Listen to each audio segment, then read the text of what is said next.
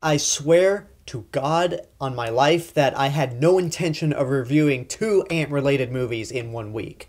It just happened to be a big coincidence that I review A Bug's Life for Retro Wednesday, and now I'm reviewing Ant-Man.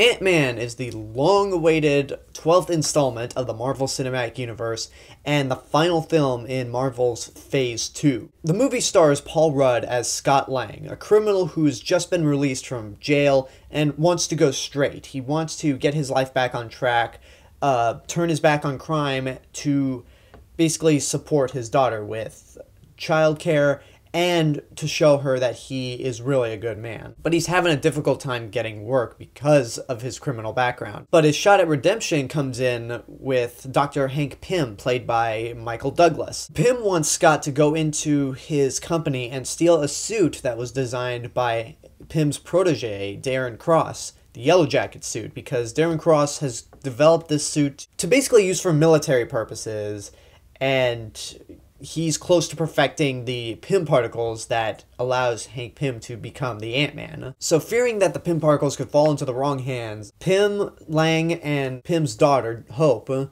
decide to pull off a heist where Scott assumes the role of Ant-Man and possibly save the world. Ant-Man is an interesting movie because I've been following this film's production for a while. I remember when it was in development since 2006, the same time the first Iron Man was in development, and Edgar Wright was originally attached to direct it and co-write it. So in 2012, we finally heard that Ant-Man is confirmed for 2015, and that Edgar Wright was going to make it once he finished The World's End. But in May of last year, something happened between Marvel and Edgar Wright that forced Edgar Wright to leave the project.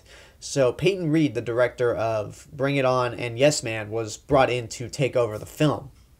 Definitely a big step down in quality when you compare to Shaun of the Dead, Hot Fuzz, Scott Pilgrim, and The World's End. So as much as I love the Marvel Cinematic Universe, this was probably the first movie that I was not excited for, because I'd heard so much about it, and usually when productions go wrong, when you have a switch of directors, when it's in development hell for a long time, it doesn't turn out very good. However, if it does end up being good in the end, that's all that matters to me. And Ant-Man, while not as great as it could have been, definitely was a lot better than I thought it was going to be. It's actually pretty good. One thing I've always admired about the Marvel Cinematic Universe films is that each film has a subgenre outside of the basic superhero genre. Like the first Captain America was a war movie, the second one was a spy movie, the Thor movies were like fantasy, Iron Man was more tech. I hesitate to say tech thriller, but it's definitely a bit science fiction, and then Avengers is more grounded science fiction that's going to expand by 2018. Ant-Man is a heist movie, and I think there are a lot of moments in the heist sections that are very well done. It isn't as tight as some of the other heist movies that have come out, but it's still interesting to watch and lots of fun. The performances are good also. Paul Rudd is Scott Lang, as I mentioned, and he really shows charisma, balancing the whole act of being a criminal but still having a heart of gold in the end. And it's another piece of evidence that shows that Marvel's really good at casting their actors for these iconic characters. Michael Douglas is Hank Pym, and when I first heard he was going to be Hank Pym, I thought two things. One, he's a really great actor and he's going to deliver, but two, I was disappointed that Hank Pym was going to be the older man and not the Ant-Man, because Hank Pym was the Ant-Man I was always familiar with. But it worked within the sense of the movie, and Evangeline Lilly is good. I started out not liking her because she didn't seem that interesting and just had this very stuck-up attitude because she resents her father. But as the movie went on, I started really opening up to her, liking her, and I think there's a lot of promise for that character within the future. And if you've seen the mid-credits tag, you know what I'm talking about. They do a lot of cool things with Ant-Man's ability to shrink. The way Ant-Man moves around and fights while using the shrinking ability to his advantage, is really cool and creative. And outside of being just a lot of fun and funny at points, the movie is very emotional. I think maybe a little more than Age of Ultron, because the big theme of the movie is about family, particularly the relationship between Scott Lang and his daughter, and the relationship between Hank Pym and his daughter Hope. So it does lead to some very dramatic moments that got to me at points. Even when the movie was just really silly, those dramatic moments I thought worked. But it's not a perfect movie. I thought the movie did have some issues. Like, the opening I thought was kind of slow, and it was like Jurassic World, where the movie opens and I'm just like, I'm not liking this.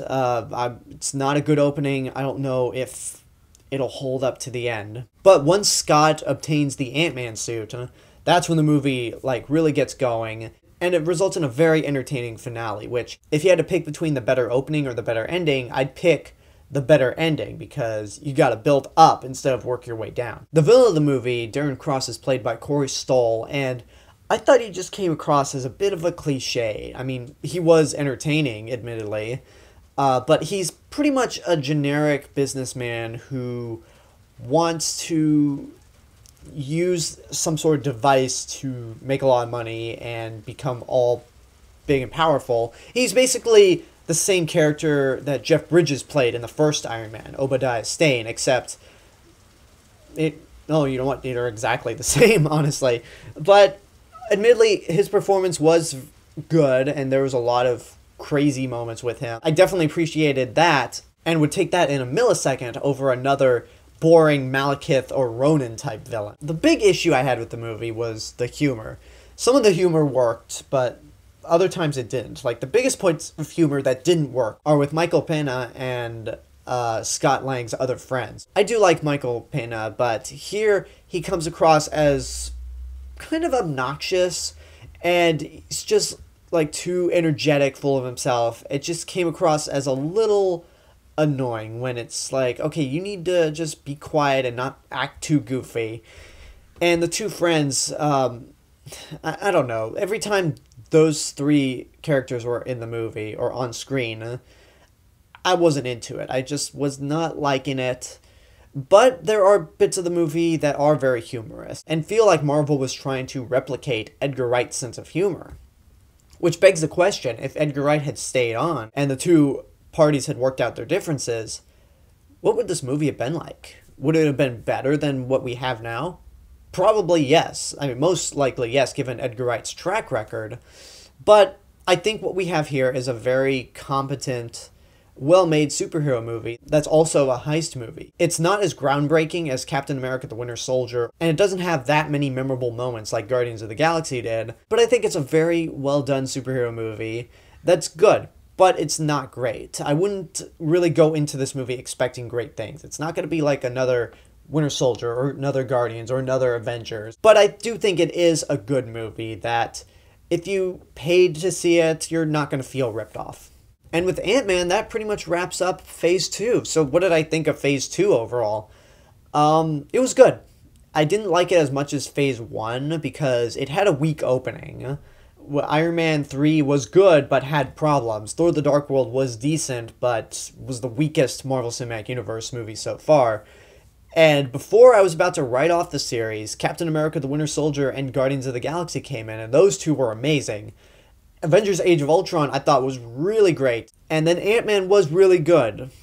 Kind of a weird way to close Phase 2, but I'm looking forward to Phase 3, starting with Civil War, and hopefully that will be awesome. Hopefully that will be the best phase yet. But until then, that's my review for Ant-Man. Leave a comment and tell me what you thought of the movie, if you've seen it. What did you think? Like, subscribe, share me with your friends, and this is the real Mr. Robinson telling you there's only one.